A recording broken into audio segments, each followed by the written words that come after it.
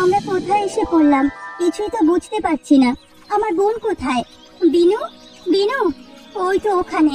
আমার বোনটা মাটিতে পড়ে আছে। হায় উপরওয়ালা, আমার বোনটা বেঁচে আছে কিনা কে জানে। সর্বনাশ হয়ে গেল আমাদের। বিনু, বিনু, এই বোন ওঠ। এই যে দেখ, আমি তোর বোন মিনু। তাড়াতাড়ি ওঠ বোন, আমি থাকতে আমি তোর কিচ্ছু হতে দেব না। কি হয়েছে? আমরা কোথায়? আমরা এখনো বেঁচে আছি? বাড়িঘর সব বন্যায় ভেসে গেছে। এখন আমরা কোথায় থাকবো দিদি? আমরা যে বেঁচে আছি এটাই অনেক। নদীর মধ্যে যে চরের মধ্যে আমরা বাস করতাম সব পানিতে ডুবে আছে। চল দেখি এই গ্রামে কোথাও আশ্রয় পাই কিনা সেটা দেখি। আমাদের কপালটা এত খারাপ কেন দিদি? এক বন্যায় বাবা মা মারা গেল, এই বন্যায় আমরা মরতে মরতে বেঁচে গেলাম। মরে গেলেই তো ভালো হতো, বাবা মার কাছে যেতে পারতাম। উপরওয়ালা যেটা করে ভালোর জন্যই করে, এসব নিয়ে মন খারাপ করিস না। চল চলো দিদি, আমার প্রচন্ড ক্ষুধা পেয়েছে। ক্ষুধার জ্বালায় একদম মরে যাচ্ছি। আচ্ছা ঠিক আছে, চল তাহলে।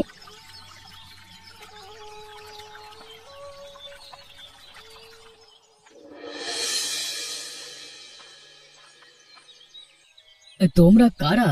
তোমরা এখানে কি করছো? তোমাদেরকে তো ঠিক চিনতে পারলাম না। বন্যা বাদলের মধ্যে তোমরা কোত্থেকে এখানে আসলে? আমি হচ্ছে মিনু, ও আমার ছোট বোন বিনু। গত রাতের বন্যায় আমরা এখানে ভেসে এসেছি। নদীর মধ্যে যে চরটা জেগেছিল, এর আগে আমরা দুজনে সেই চরেই বসবাস করতাম। গত রাতের বন্যায় সবকিছু ভাসিয়ে নিয়ে গেছে। আমাদের বাবা মা নেই, তারা আরো আগে মারা গেছেন। আপন বলতে আমাদের কেউ নেই, শুধু আমরা এই দুই বোন। বন্যার মধ্যে কিভাবে বেঁচে আছি সেটা বলতে পারছি না। এই গ্রামে কিভাবে এসেছি তাও জানি না। কি বলছো তোমরা? নদীর মধ্যে ওই চরটায় মানুষ বসবাস করতো সেটা তো আমরা জানিই না। ওখানে পানি উঠে যেত না, তোমরা সেখানে থাকতে কিভাবে? পানি তো অবশ্যই উঠতো। আমরা কাঠ দিয়ে উঁচু করে ঘর বানিয়েছিলাম। স্বাভাবিক মাত্রায় পানি থাকলে কাঠ যত দূর ছিল তার বেশি উঠতে পারতো না। হঠাৎ করে বন্যা আসায় আমাদের সে ঘরটি বন্যায় ভাসিয়ে নিয়ে গেছে। কি করব, কোথায় যাব কিচ্ছু বুঝতে পারছি না। গত রাত থেকে কিচ্ছু খেতে পারিনি, মরতে মরতে বেঁচে গেছি। প্রচন্ড ক্ষুধা লেগেছে। তাহলে তো তোমাদের আশ্রয় দেওয়ার মতো কেউ নেই। তোমরা একটা কাজ করো, আমার সাথে আমার ওখানটায় চলো। দুটো ঘর আছে, তোমরা এক জায়গায় থাকতে পারবে, খেতেও পারবে। কিন্তু কোনো কিন্তু করিস না দিদি, আমার প্রচন্ড ক্ষুধা পেয়েছে। চল, আগে কিছু খেতে পারলেই হলো।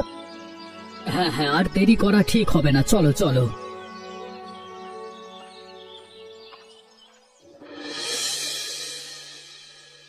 লোকটা প্রচন্ড ভালো, দেখেছিস দিদি? আমাদের কেমন করে থাকার জায়গা দিল, খাবার দিল। আজকাল এমন ভালো মানুষ কোথাও খুঁজে পাওয়া যায় না। তুই একদম ঠিক বলেছিস ছোট। আমিও কল্পনা করিনি এই লোকটা আমাদের এত সাহায্য করবে। এই দিনে কেউ এভাবে সাহায্য করে নাকি কারো? আমি একদম পেট ভরে ভাত খেয়েছি। লোকটা আমাদের থাকতে দিল, ভালোভাবে খোঁজ খবরও নিচ্ছে। লোকটাকে দেখে তেমন একটা খারাপ মনে হয় না। এখানে থাকাটা আমাদের জন্য তাহলে নিরাপদ, কি বলিস? লোকটা ভালো থাকতে দিয়েছে, সেই জন্য সবসময় তো আমরা আর এখানে থাকতে পারবো না, সেটা ভালো দেখায় না। আমাদের অবশ্যই কোনো না কোনো ভাবে কিছু একটা করতে হবে, যেখানে আমরা মাথা গোঁজার একটা জায়গা করতে পারবো। মাত্র তো আজকে আমরা এখানে আসলাম, হঠাৎ করে আমরা অন্য কোথাও যাব কোথায় বল? যাওয়ার জায়গা আছে নাকি? কোথাও যে কিছু করব সে ব্যবস্থা তো একদিনের মধ্যে সম্ভব নয়। কিছু সময় তো নেওয়া উচিত। সে কদিন আমরা এখানে থাকি। তা তো তুই একদমই ঠিক কথা বলেছিস। একদিনের মধ্যে আমরা আর কোথায় যাব?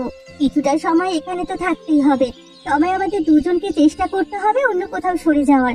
ছোট একটা ঘর যদি তুলতে পারি কোনোভাবে কারো কাছ থেকে সাহায্য নিয়ে, তাহলেই হবে। লোকটা আসলে তার সাথে এ ব্যাপারে কথা বলবো। আজকে নয় কালকে বলবো। একটা রাত তো এখানে থাকি। অবশ্যই একটা রাত তো আমাদের এখানে থাকতেই হবে। কি গো বিক্রম, দিনকাল তো তাহলে তোমার ভালোই যাচ্ছে। নিজের আর এখন তেমন একটা কষ্ট করতে হয় না। এতদিন কষ্ট করে নিজে রান্না বান্না করতে আমরা এতদিন বললাম বিয়ে করো, তা তো করনি। আরে এখন তো বিয়ে ছাড়াই তোমার রান্না বান্নার কাজ অন্য লোক করে দিচ্ছে। হ্যাঁ, কি বলছো কানাইদা? কিছুই তো বুঝতে পারলাম না তোমার কথা। বিয়ের সাথে রান্না বান্নার এসব সম্পর্ক কি? মানে কি কি সম্পর্ক সেটা আমাদের চেয়ে তুমি বেশি ভালো জানো।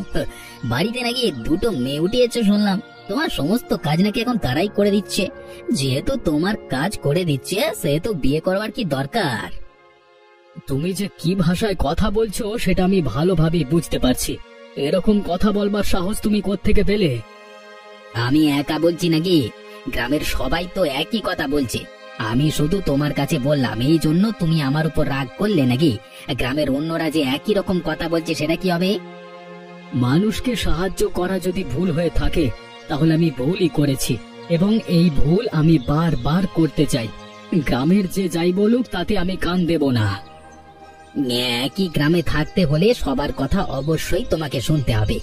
গ্রামবাসী সবাই মিলে একটা সিদ্ধান্ত নিলে তখন তোমার ঝামেলা হবে, সেটা কিন্তু মাথায় রেখো। কি মাথায় রাখতে হবে কি রাখতে হবে না সেটা আমি ভালোভাবেই বুঝি, তোমাকে বলে দিতে হবে না। এসেছিলাম একটু চা খেতে, তাও খাবো না, যাচ্ছি আমি।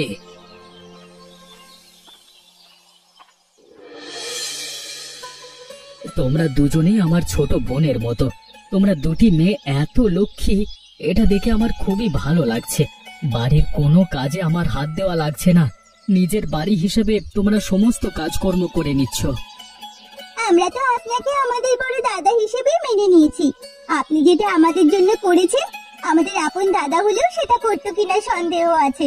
আপনি যেটা কোনো সম্পর্ক ছাড়া করেছেন, মানুষের সাথে মানুষের ভালো সম্পর্ক থাকলে, রক্তের সম্পর্ক থাকলেও এত কিছু করে না। মানুষ হিসাবে এটা অবশ্যই আমার দায়িত্ব ছিল। তোমরা দুজন অসহায় মেয়ে, তোমাদের এভাবে ফেলে দিই কিভাবে? আমার নিজেরও তো বোন থাকতে পারতো, তাদেরকে আমি এভাবে ফেলে দিতাম? কখনোই দিতাম না। তবে তোমাদের সাথে আমার কিছু গুরুত্বপূর্ণ কথা ছিল। জি দাদা, নির্দ্বিধায় আপনি যে কোনো কথা আমাদের সাথে বলতে পারেন, কোনো ধরনের সমস্যা নেই। তোমরা তো ভালো করেই জানো এটা একটা গ্রাম। হাতের 5টা আঙুল যেভাবে সমান হয় না, তেমনি গ্রামের সকল মানুষ এক নয়। আমি একটা ছেলে মানুষ, আমাকে নিয়ে কোনো সমস্যা নেই। তোমাদের নিয়ে মানুষ খারাপ কথা বললে তোমাদের খারাপ লাগবে, সেটা আমারও খারাপ লাগবে। সেই জন্য বলছিলাম কি, নদীর পাড়ে আমার একটা জায়গা আছে, ওখানে যদি তোমাদের দুই বোনকে ছোট একটা ঘর তুলে দিই, ওখানে থাকবে, টাকা পয়সা সাহায্য লাগলে আমি করব। এটা আপনার বলতে হবে না দাদা, আমরা নিজেরাই এটা ভেবেছি। তাহলে তো আরো ভালো, কালকেই তোমাদের ওখানটা একটা ঘর ওঠানোর ব্যবস্থা করছি। আচ্ছা ঠিক আছে দাদা। তোমাদের দুই বোনের জন্য আমি একটি ছোট্ট ঘর উঠিয়ে দিয়েছি। আমার বাড়ি থেকে তেমন একটা দূরে নয়। আমি এমনিতেই অনেক রাত করে বাড়িতে ফিরি, মাঝে মধ্যে বাইরে এসে ওখানে একটা বসবার জায়গা আছে নদীর পাড়ে, সেখানটায় বসি। তোমাদের কোনো চিন্তা করতে হবে না, যে কোনো সমস্যা হলে আমাকে জানাবে, আমি নিজে থেকে এসে মাঝে মধ্যে তোমাদের খবর নিয়ে যাব। এটা আমাদের নতুন ঘর। ঘরটা কিন্তু দাদা আমার প্রচন্ড পছন্দ হয়েছে। এতদিন পরে সত্যি সত্যি আমাদের একটা ছোট ঘর হলো। এই একটা ঘরের স্বপ্ন আমরা বহুদিন আগে থেকে দেখেছি, কোনোভাবে সেটা সম্ভব হয়নি। স্বপ্ন বুঝে আজকে সত্যি হলো। আপনি যে আমাদের জন্য এত কিছু করেছেন, আপনাকে যে কিভাবে ধন্যবাদ দেবো সেটাই বুঝতে পারছি না দাদা। আমাকে কোনো ধন্যবাদ দিতে হবে না, এখন থেকে তোমরা দুজনে এখানে থাকবে। যা যা দরকার আমি সব ব্যবস্থা করে দিয়ে যাব। চাল ডাল বাজার সদাই সব কিছু আমি করে দেব, সমস্যা নেই। যদি তোমরা চাও নিজেরাও করতে পারবে, আমি তোমাদের টাকা দিয়ে দেব। আমি করে দিলে লোকে আবার কটু কথা বলবে। আচ্ছা ঠিক আছে দাদা, সমস্যা নেই। আমাদের কোনো প্রয়োজন হলে অবশ্যই আপনার কাছে বলবো। আচ্ছা ঠিক আছে, এখন আমি যাই। নদীর পাড়ে আমার একটা নৌকা বাঁধা আছে, চাইলে যে কোনো কাজে তোমরা ব্যবহার করতে পারবে, সমস্যা নেই। আচ্ছা ঠিক আছে দাদা।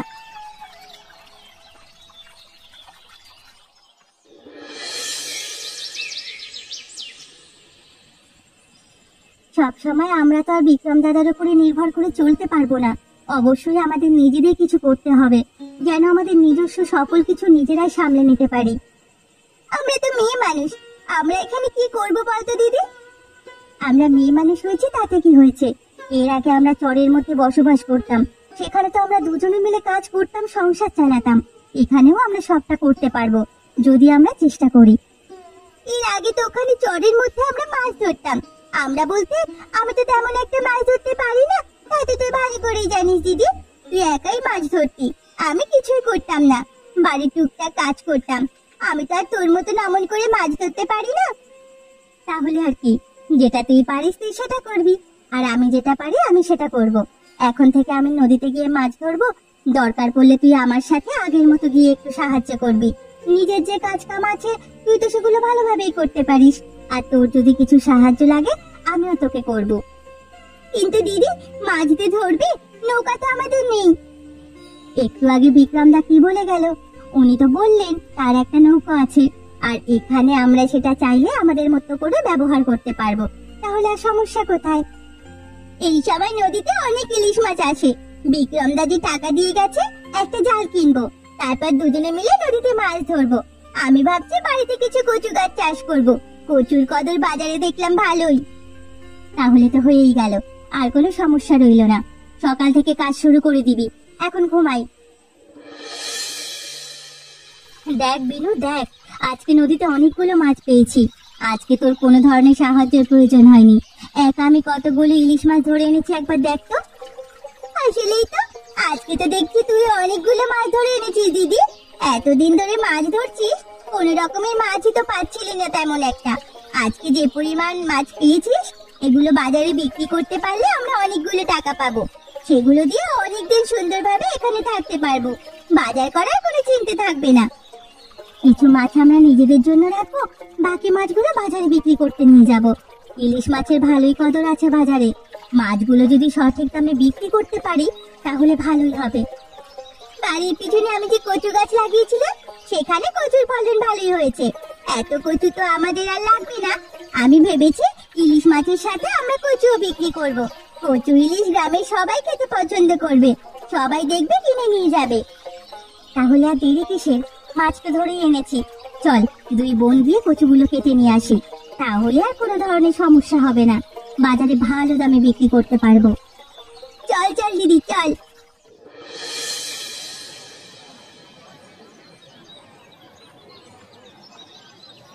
বাবা বাবা বাহ, দুই বোন মিলে ভালোই তো ইলিশ মাছ ধরেছো, সাথে আছে কচু। আমাকে দাও তো, বাড়িতে গিয়ে কচু ইলিশ রান্না করে ভালোই মজা হবে খেতে। হ্যাঁ, কত টাকা নেবে তুমি দাদা? বড় ইলিশ ও বড় কচুগুলোর দাম একটু বেশি, আর ছোটগুলো দেবো নাকি তোমাকে? কোনটা দেবো বলে দাও, তাহলেই দিচ্ছি। আমাকে আবার বুঝি টাকা দিয়ে তোমাদের কাছ থেকে ইলিশ এবং কচু কিনে নিয়ে যেতে হবে? হাস্যকর ব্যাপার, আমাদের গ্রামে থাকছিস, আমাদের গ্রামের নদী থেকে মাছ ধরেছিস, এখন কিনা আবার আমার কাছে টাকা চাইছিস? তোর তো সাহস ভালো হয়েছে দেখছি। তুমি কি সব বলছো দাদা? আমরা তো দু বোন কষ্ট করে নিজেদের সংসারটা চালাই। মাছ ধরতে অনেক কষ্ট আছে, কচু ফলাতেও কষ্ট আছে, নিজেরা তো আর করছো না, সেজন্য আমাদের কষ্ট বুঝবে কি করে? পয়সা ছাড়া আমরা কোনো ধরনের কিছু দিতে পারবো না, আগেই বলে দিচ্ছি। দেখছো না সবাই কেমন পয়সা দিয়ে কিনে নিয়ে যাচ্ছে। আচ্ছা ঠিক আছে, তাহলে তোরা কাজ কর, আমাকে যে বড় মাছ এবং কচু দিয়ে দে। এখন তো টাকা নেই, পরে দিয়ে যাবো তোদের। আমরা এখন আপনাকে ভালো করে চিনি না, জানি না, আপনাকে কোনোভাবেই বাকিতে মাল দিতে পারবো না। আমাকে দিবি কেন? বিক্রম তো তোদের কাছের লোক, যায় না? যা যা তাকে দিয়ে আয়, তোরা দুই বোন তার দাসী, গিয়ে তার সেবা যত্ন কর, যা। মুখ সামলে কথা বলো দাদা, শুধু শুধু এসব বলো না। আমার সাথে ঝামেলা করলে এখানে মাছ বিক্রি করতে দেব না, মাছ সব ফেলে দেবো কিন্তু বলে দিচ্ছে। এখান থেকে ওঠ, এ বাজারে তোরা মাছ আর বিক্রি করতে পারবি না, যা বাড়িতে চলে যা বলছি। বিক্রমদা বাড়িতে আছো? বিক্রমদা এদিকে এসো না, কি করছো? কি রে মেনু আর বেনু, তোদের দিনকাল কেমন চলছে? ওরে বাবা, তোদের কাছে তো বড় বড় ইলিশ মাছ আর কচু, এগুলো দিয়ে কি করবি আবার? হ্যাঁ, এত মাছ আর কচু কি করে পেলি? বাজার থেকে কিনে আনলি নাকি? আমরা কেন এগুলো কিনে আনতে যাব? আমরা তো আরো বাজারে গিয়েছিলাম এগুলো বিক্রি করার জন্য, তবে তোমার জন্য আলাদা করে রেখে দিয়েছিলাম বাড়িতে দিয়ে যাব বলে। কিছুই বিক্রি করতে পারলাম না, এত কিছু দিয়ে কি করব? তুমি বেশিরভাগ রেখে দাও। কি বলছিস তোরা? গ্রামে তো কচু ইলিশের বড় চাহিদা, সবাই তো এখন সেটা রেঁধেই খাচ্ছে, তাহলে বিক্রি করতে পারলি না কেন? কানাইদা আমাদের কোনোভাবেই বিক্রি করতে দিল না, তোমাকে নিয়েও আমাদের নিয়েও অনেক বাজে কথা বলেছে, বাজার থেকে আমাদের তাড়িয়ে দিয়েছে। কানাইয়ের এত বড় সাহস! এতদিন কিছুই বলিনি ওকে, আজকে অবশ্যই ওকে একটা শিক্ষা দিতে হবে। তোরা বাড়িতে যা, ওই কানাইয়ের দিকটা আমি দেখে নিচ্ছি।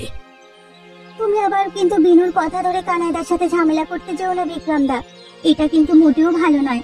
আমরা চাই না তুমি কোনো ঝামেলার মধ্যে পড়ো আমাদের জন্য।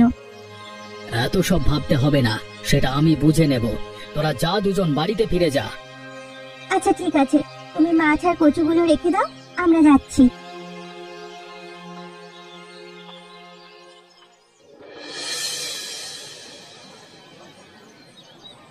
কানাইদা, এদিকে এসো তো। তোমার সাথে আমার কিছু গুরুত্বপূর্ণ কথা আছে, এখনই শুনে যাও। আমার বাড়িতে কাজ আছে, এখন আমি শুনতে পারবো না, পরে শুনবো। তোমাকে এখন বলছি শুনতে, তাহলে তুমি এখনই শুনবে, পরে বলবার সময় নেই, এখন শুনে যাও। আচ্ছা ঠিক আছে, কি বলবি বল, তবে তাড়াতাড়ি বলে ফেল। এর আগেও তুমি আমাকে নিয়ে অনেক ধরনের খারাপ কথা বলেছো, আমি তাতে তোমাকে কিছুই বলিনি, কিন্তু তুমি এখন যা শুরু করেছো তা কিন্তু মোটেও মেনে নেওয়া যাবে না। মিনু ও বিনু, ওরা দুজন আমার আপন বোনের মতো ছোট বোন। তুমি যদি ওদের নিয়ে বাজে কথা বলো তাহলে কিন্তু আমি আর চুপ থাকবো না, তোমাকে সাবধান করে দিচ্ছি। ওরা তো আর তোমার আপন বোন না, কেমন বোন গ্রামের সবাই সেটা ভালো করেই জানে। গ্রামের কেউ কিছু ভালোভাবে জানে না, গ্রামের কেউ কিছু এই ব্যাপার নিয়ে কথাও বলে না। তুমি গ্রামের সবাইকে আরো উল্টো এ কথা বলে বেড়াচ্ছ, সেটা আমি শুনতে পেরেছি। আমি বলেছি, এখন কি হয়েছে, সত্য তো বলবোই নাকি? কোনটা সত্য কোনটা মিথ্যা সেটা তুমি এখনো ভালোভাবে জানো না। তোমার এমন আচরণ পরিবর্তন করো, না হলে কিন্তু তোমার খারাপ হয়ে যাবে। এখনো তোমাকে ভালোই ভালোই বলে দিচ্ছি। তুই আমাকে হুমকি দিচ্ছিস? কি করবি, মারবি নাকি? সেটার যদি প্রয়োজন হয় সেটাই করব। তোর এত বড় সাহস, আমাকে মারবার হুমকি দিচ্ছিস? তোরা তোকে এখনই মেরে মজা দেখাচ্ছে।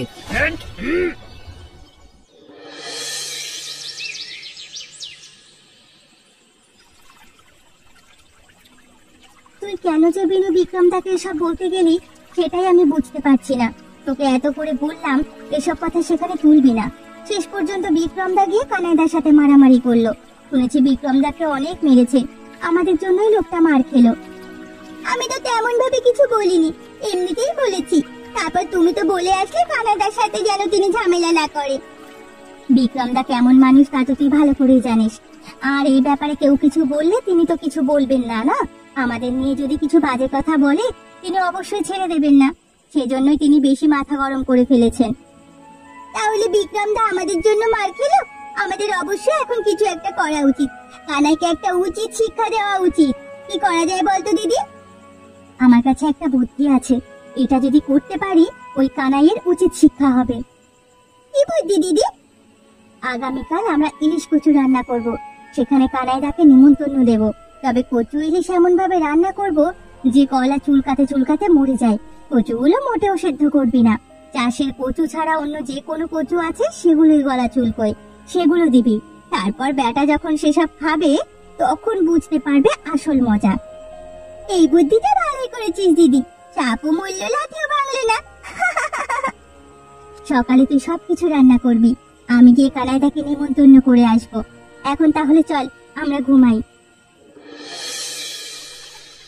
আমাকে একাই নেমন্তন্ন করেছিস, আর তো কাউকে দেখছি না এখানে। সবাইকে আমরা শুধু শুধু নেমন্তন্ন দিতে যাবো কেন বলো দাদা? তুমি এই গ্রামের শক্তিশালী মানুষ, আমরা কোনো একটা বিপদে পড়লে তুমি আমাদের রক্ষা করতে পারবে। বাকি সব লোকজন তেমন কিছু করতে পারবে না, শুধু শুধু তাদের খাইয়ে লাভ আছে? এতদিনে তোরা বুঝতে পারলি আসলে আমি কে। তোরা যদি আগেই বুঝতে পারতিস তাহলে ভালোই হতো, কোনো সমস্যা নেই। এরপর থেকে তোরা বাজারে দোকান দিস, বিক্রমকে ডাকিস নি, আরো ভালো হয়েছে। তুমি ছাড়া তেমন কেউ একটা কাজের নয়, তুমি খাও। রান্না তো ভালোই হয়েছে, তবে কেমন যেন গলাটা চুলকুচ্ছে, আস্তে আস্তে মনে হচ্ছে চুলকানি বেরিয়ে যাচ্ছে, গলাটা মনে হচ্ছে ফুলে যাচ্ছে, ফুলে উঠেছে। বাবা, ও বাবা। মানুষের ক্ষতি করলে এবং বাড়িতে খেতে আসলে এমনটা তো হয়, স্বাভাবিক, কিচ্ছু হবে না, খাও খাও। তোরা এসব কি বলছিস? আমার গলায় তো প্রচন্ড জ্বালা পোড়া করছে, মাগো মরে গেলাম। তেঁতুল আছে নাকি তোদের? তেঁতুল? তেঁতুল নাই, কচু আছে, দেবো নাকি? মরে গেলাম বাবা গো, বাঁচাও, মরে যাচ্ছি, কচু খেতে হবে আমার। আমি পাই উড়ে বাবা।